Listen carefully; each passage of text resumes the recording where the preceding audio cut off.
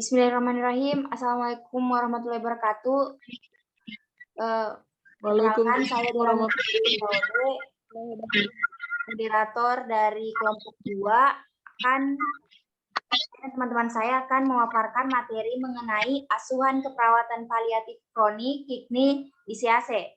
Sebelum saya lanjut ke pembahasan materi, saya akan perkenalkan dulu teman-teman kelompok saya. Yang pertama ada Vivin sebagai pemateri kedua, kemudian Nurfadilah Hasan sebagai pemateri ketiga, Rizka Aulia pemateri keempat, dan Putri Anissa pemateri kelima. Dila Nurbiansyah sendiri sebagai pemateri pertama.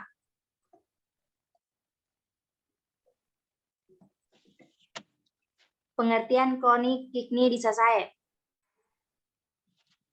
Kronik kidney disease adalah penyakit penurunan fungsi ginjal yang progresif dan tidak dapat lagi pulih atau kembali sembuh secara total, seperti sedia kala, dengan laju filtrasi glomerulus kurang 60 mili per menit dalam waktu 3 bulan atau lebih, sehingga tubuh gagal mempertahankan metabolisme dan keseimbangan cairan elektrolit yang menyebabkan uremia vitria.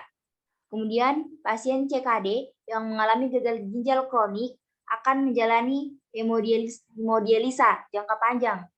Hemodialisa adalah suatu prosedur di mana darah dikeluarkan dari tubuh penderita dan beredar dalam sebuah mesin di luar tubuh yang disebut dialiser. Frekuensi tindakan HD bervariasi tergantung banyaknya fungsi ginjal yang tersisa. Rata-rata penderita menjalani 3 kali dalam seminggu, sedangkan lama pelaksanaan hemodialisa paling sedikit 3-4 jam tiap sekali tindakan terapi. Klasifikasi kronik kidney disease. Yang pertama, derajat 1 kerusakan ginjal dengan LVG normal atau lebih dari 90, derajat 2 kerusakan ginjal dengan LVG atau ringan 60-89, derajat 3 kerusakan ginjal dengan LVG atau sedang 30-59, derajat 4 kerusakan ginjal dengan LVG atau berat 15-29, derajat 5 gagal ginjal kurang 15 atau dialisis. Baik, selanjutnya saya persilakan kepada Saudara Vivin untuk memaparkan materinya.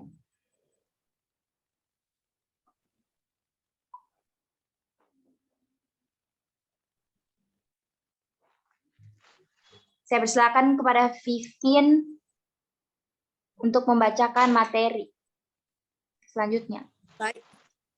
Baik. Selanjutnya yaitu etiologi kronik kidney disease atau gagal ginjal kronik.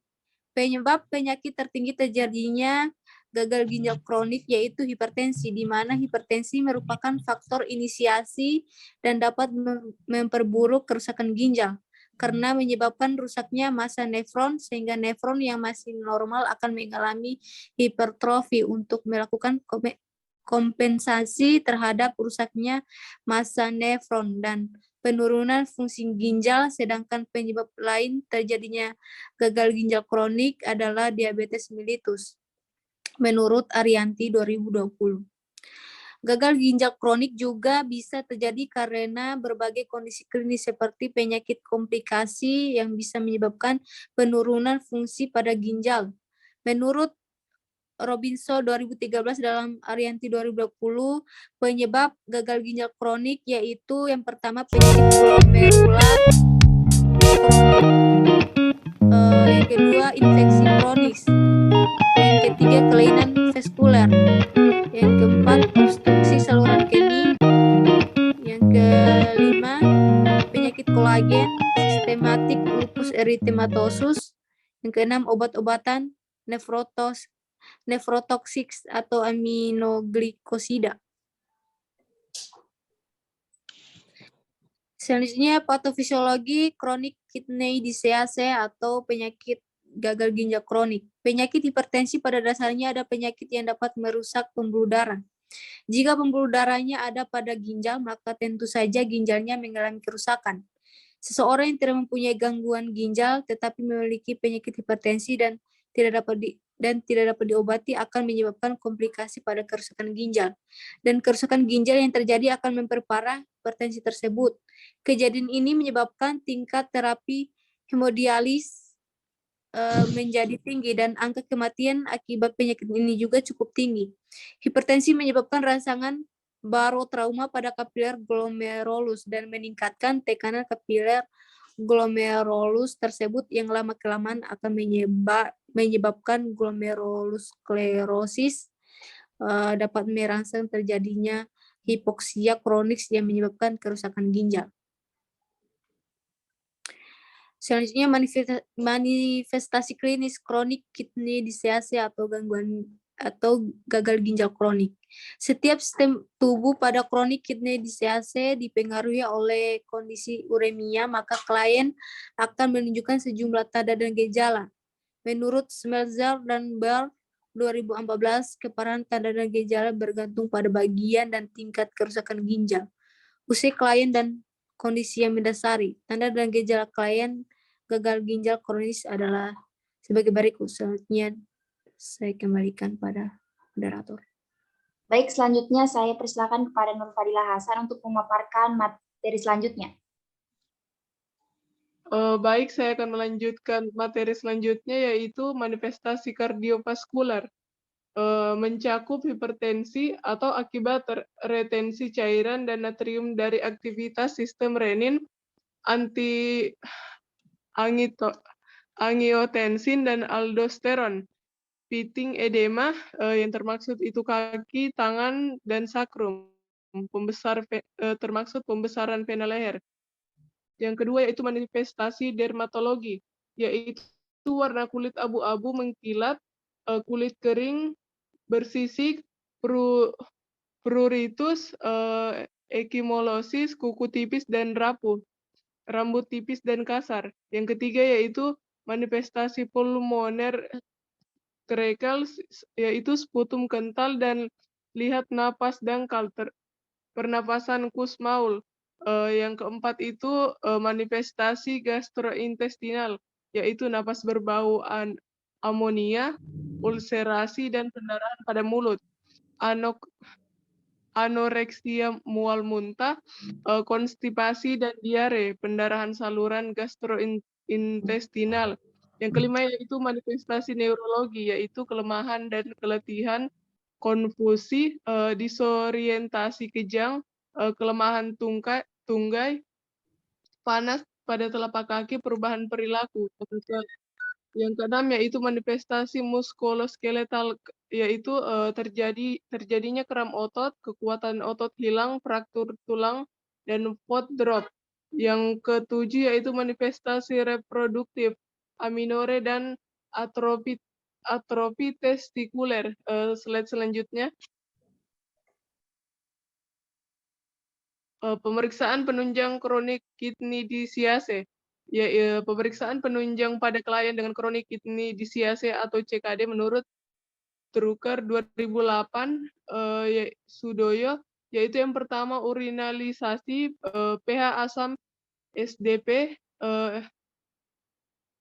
berat jenis urin lebih dari 24 jam, volume normal, volume kosong atau rendah, proteiurea, penurunan clearance, keratin kurang dari 10 mili per menit, menunjukkan kerusakan ginjal yang berat. Yang kedua itu hitungan darah lengkap, yaitu penurunan HB atau trombosit serta leukosit dan peningkatan SDP. Yang ketiga yaitu pemeriksaan urin, yaitu dengan cara warna pH, kekeruhan, glukosa, protein, sedimen, SDM, keton, SDP, dan CCT.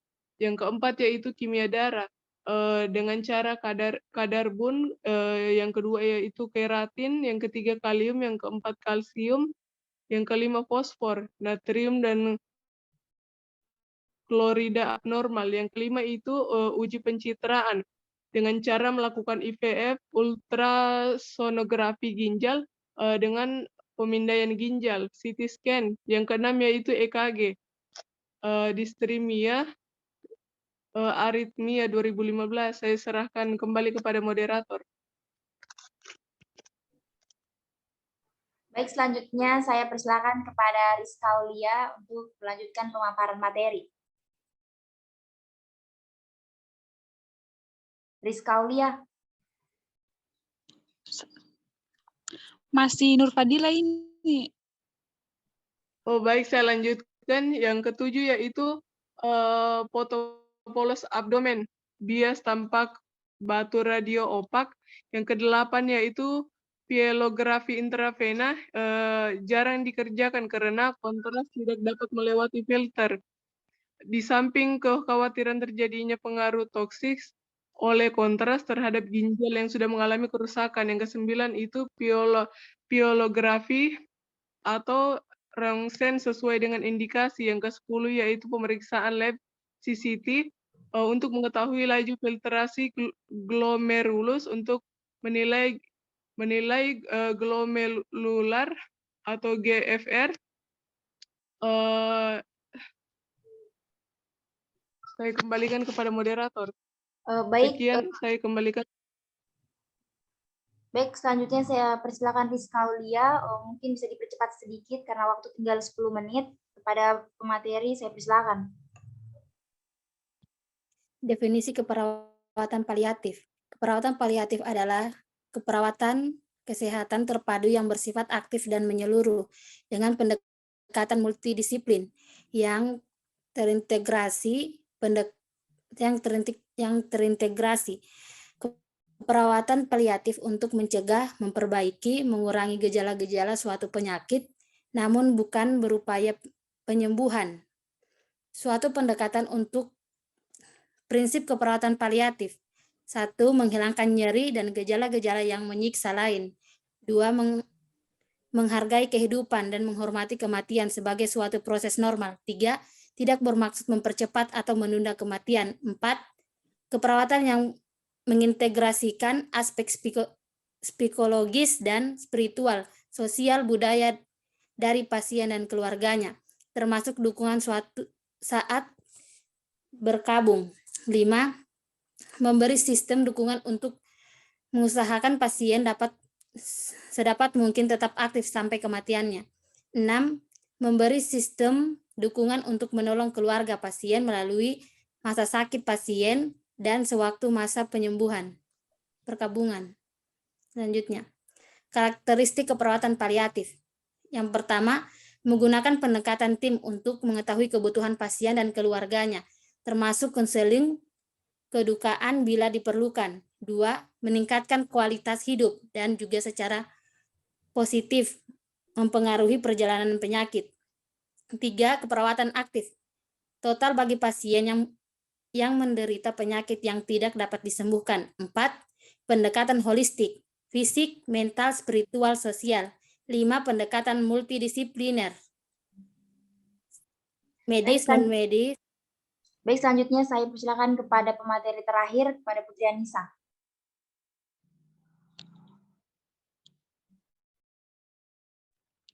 Baik, syarat perawatan paliatif yang baik. Pertama, menghargai otonomi dan pilihan pasien. Kedua, memberi akses sumber informasi yang kuat. 3, ciptaan hubungan saling menghargai dan mempercayai antara pasien dengan memberi perawat. 4, memberikan dukungan bagi keluarga, anak, petugas sosial yang memberikan perawatan. Kelima, hormati dan terapkan nilai-nilai budaya setempat kepercayaan atau agama dan adat istiadat.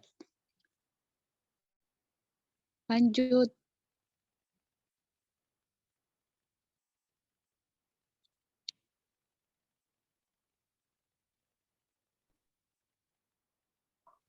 Baik, selanjutnya ada terapi kronik kidney disease. Yang pertama, terapi farmakologi, kontrol tekanan darah. Kedua, pada pasien diabetes mellitus, kontrol gula darah atau hindari pemakaian metformin dan obat-obat sulfonylurea dengan masa kerja panjang. Kemudian ketiga, koreksi anemia dengan target HB 10-12. Kemudian yang keempat, kontrol hiperfosfatemia atau polimer kationik. Yang ke-6, koreksi asidosis metabolik dengan target HCO3 20-22, yang ke-7 koreksi hiperkalemia, yang ke-8 kontrol dislipidemia dengan target LDL 100, yang terakhir terapi ginjal pengganti. Baik, selanjutnya saya serahkan kembali kepada Putri Anissa.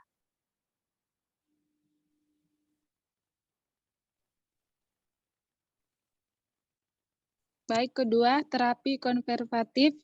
Tujuan dari terapi konservatif adalah mencegah memburuknya fal ginjal secara progresif, meningkatkan keluhan-keluhan akibat akumulasi toksin azotemia, memperbaiki metabolisme secara optimal, dan memelihara keseimbangan cairan dan elektrolit. Peranan terapi diet rendah protein DRP menguntungkan untuk mencegah atau mengurangi toksin azotemia. Terapi untuk jangka lama dapat merugikan, terutama gangguan keseimbangan negatif nitrogen. B. Kebutuhan jumlah kalori. Sumber energi untuk BGK harus adekuat dengan tujuan utama, yaitu mempertahankan keseimbangan positif nitrogen, memelihara status nutrisi, dan memelihara status gizi. C. Kebutuhan cairan bila ureum serum 150 mg. Kebutuhan cairan harus adekuat supaya sejumlah diuresis mencapai 2 L per hari. D. Kebutuhan elektrolit dan mineral. Kebutuhan jumlah mineral dan elektrolit bersifat individual tergantung dari LPG dan penyakit ginjal dasar. Ketiga, terapi simptomatik. 4. Terapi pengganti ginjal. Terapi pengganti ginjal dilakukan pada penyakit ginjal kronik stadium 5, yaitu pada LPG kurang dari 15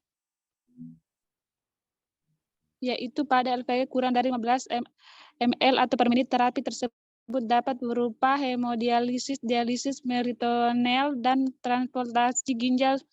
Sumatera 2006. Selesai. Baik, itulah dia tadi pemaparan materi dari kelompok kami. Mohon maaf bila ada banyak kekurangan. Sekian. Nun wal qalam wa yasturun. Wassalamualaikum warahmatullahi wabarakatuh.